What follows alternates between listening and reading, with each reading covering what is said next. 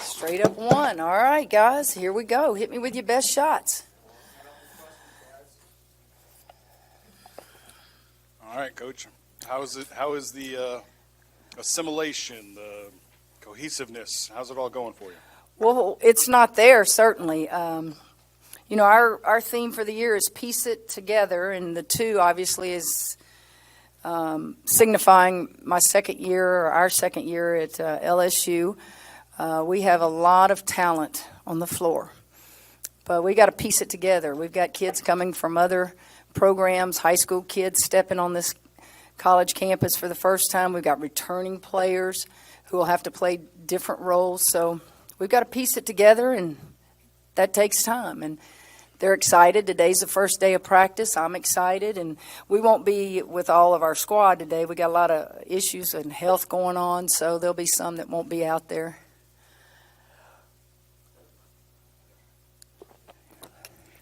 Hey, Coach. Obviously, with college sports in general just being so different with transfer portal and everything, how did you approach the portal, and how excited are you to obviously get these players in and get to know them and get them? Well, the transfer portal is just like free agency in baseball. Those guys have somebody assigned to that computer now, right? And every time somebody gets DFA'd, boom, you pick them up. Well, that's kind of what the transfer portal is. We stay on top of it, and certainly it's here to stay. And we lost a tremendous class of seniors last year, and a lot of points and a lot of production. And so we had to fill a lot of needs, and we did that through the high school signings, but the big thing is experience. When you sign high school kids, is that they don't have college experience, so the portal gives you some college experience, but they're in a new system now, so that's why we have to piece it together. Kim, how different a challenge is this from that first year at Baylor? Is it that different, or is it similar, or is it like any other year you had at Baylor? I think what we're doing is very similar to Baylor. When I got to Baylor, they were bottom of the Big 12, and I want to say had won 7 ball games. Last year, I inherited a program that had won 9 ball games. And, let me tamper it down a little bit. We won 26 basketball games and finished second in the league to the national champions. There's no way that you can stand here today and think you're going to do even better than that. Not with new faces. We aspire to do that, but I can't look into a crystal ball and see how quickly we all get on the same page. Hey, Coach, Angel Reese, a lot of excitement about her. What does she bring to this team, and how do you feel about how you're going to play in the post this year? Well, Angel Reese is a tremendous basketball player, and I think you will notice that about her. She can leap out of the gym. She is very vocal, loves the game. I mean, just absolutely loves the game. And I think that she'll be one of our leaders this year, not just because she's one of the more talented ones, but because this will be her 3rd year in college. Your second year at Baylor, can you compare it to this coming up? But is it different in the sense that the transfer portal gives you instant experience, and you don't have to wait for people to sit out? How different is that compared to, say, your second year at Baylor, where you're signing players but not transferring? Well, you're exactly right. The rules have changed such that you can, I guess, get better quicker. I thought we got pretty darn good. 5 years we won a national championship, and we didn't have the transfer portal. But I don't view it that way.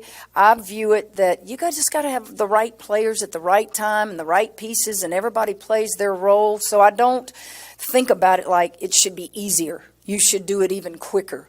You just go to work and try to build a program that when you step on that floor, everybody's just proud to watch because they play so hard, and then you hope at the right time of the year they're all playing together and their best at the right time. Kim, obviously you lost a lot of experience like you alluded to, but you did say you added talented players. Do you feel like you're more athletic? Do you feel like you're up and down the court maybe more in a way that you weren't last year? We have more depth. We don't have the same kind of experience, but we have more depth. I thought we were athletic at some positions last year, But I also thought we were very productive at positions that maybe we didn't think we would be. So I'll let you guys be the judge as you watch us play or practice. And you know, y'all are sports writers. Y'all know how to evaluate talent, right? Kim, two questions for you. First, how would you, with the combination of transfers and incoming freshmen, how would you describe that process of putting that collective group together?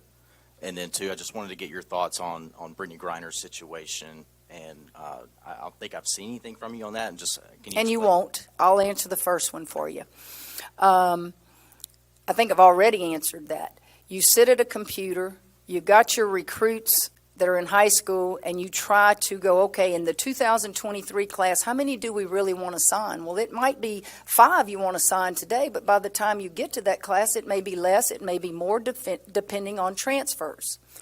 The second part of your question is positions. You've got to see what positions you need. We've got a lot of guards. A lot of guys on that squad, guys can play point guard for me.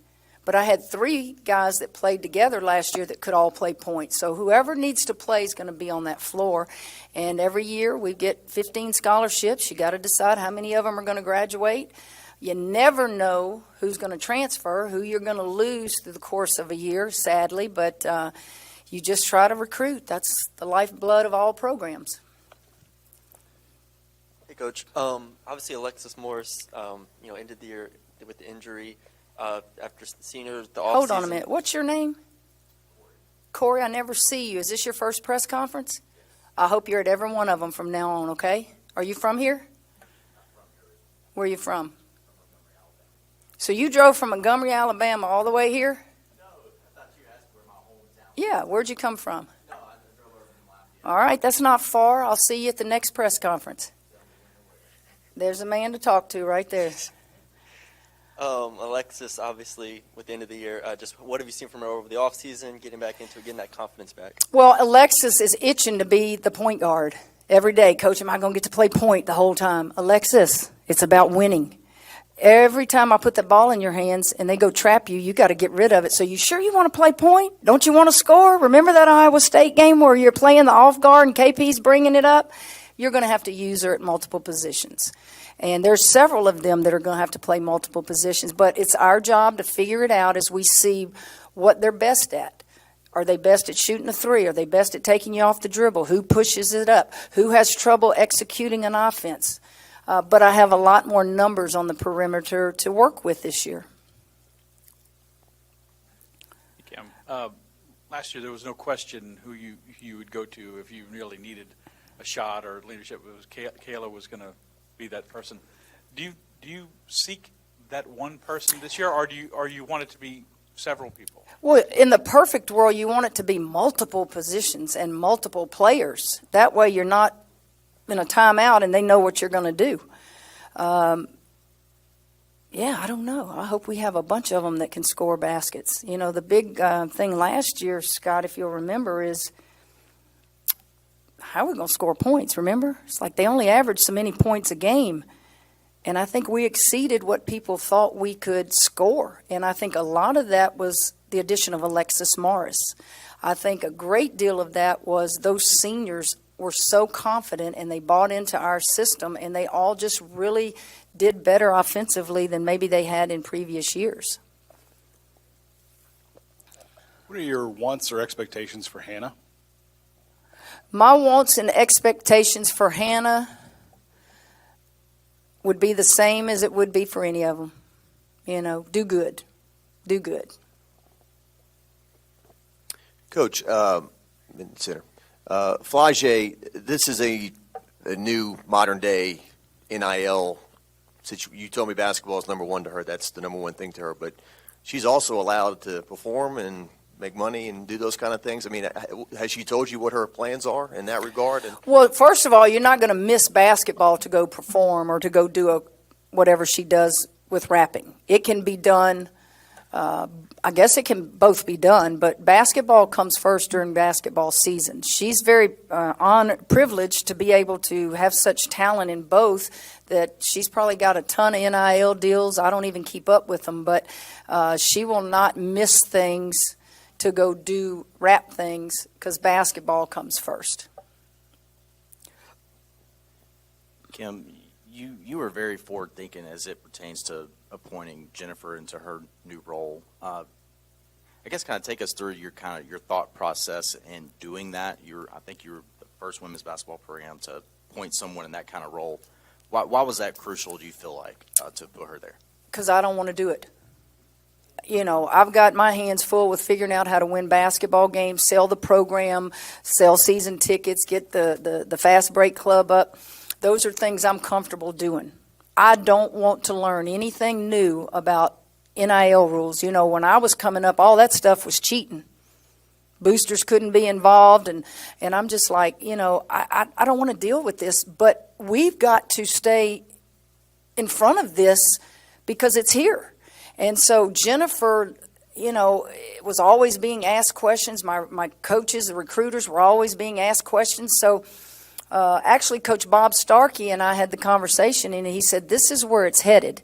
You need to pick someone on this staff, and that's their sole responsibility. And they are like the liaison with Taylor Jacobs in our NIL department.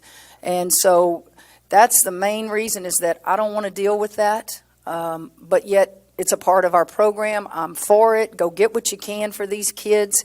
But I can't recruit and coach, and here's another big-time added responsibility. And I think since we've done it, other teams have emulated it. I think other programs have done what we've done. So, but that was my reason.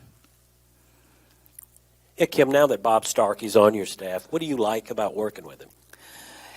Well, you know, I knew Bob and of Bob through just coaching, but I never knew him personally. Wow. Did I get a big-time guy. And then you add Gary Reese to the mix with his energy and his recruiting ability.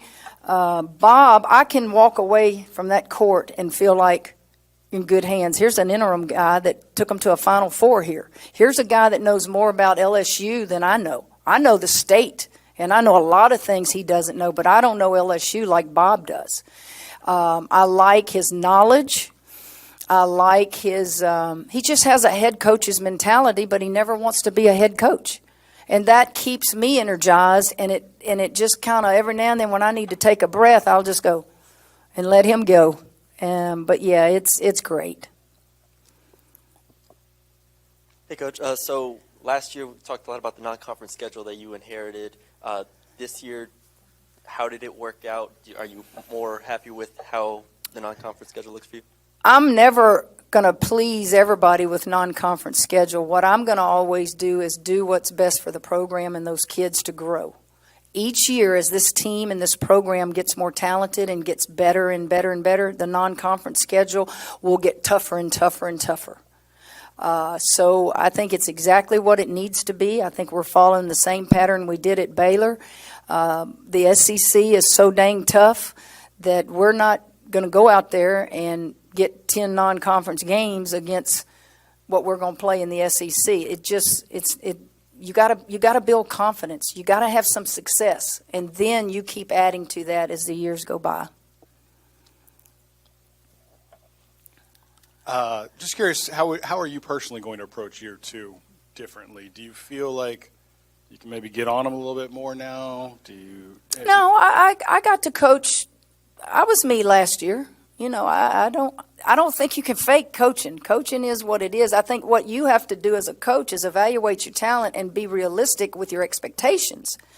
But your intensity, your teaching, your disciplining, all those things are who you are. And but yeah, I'm going to be the same, Kim, and just hope that everybody stays healthy. That's always a big part of the equation is keeping kids healthy. But I'll coach the same way.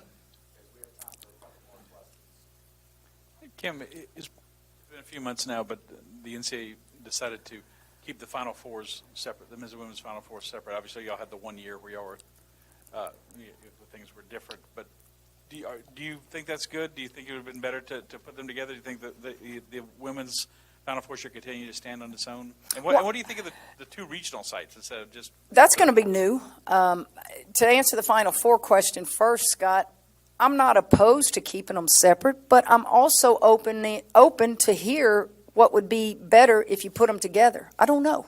The regional stuff, that will be new to all of us.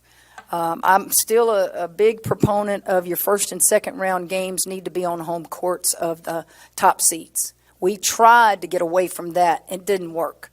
You have, in women's basketball, the fans are usually going to be following those top teams in numbers. And when you take that to a neutral setting, it's been proven that it's not good for TV, nor is it an atmosphere that's indicative of what it should feel like when you're in the playoffs. You just mentioned some injuries. Anything serious or anything that we should know? No, nothing serious. Nicks and stuff that happened. We're good? All right, guys. Thanks.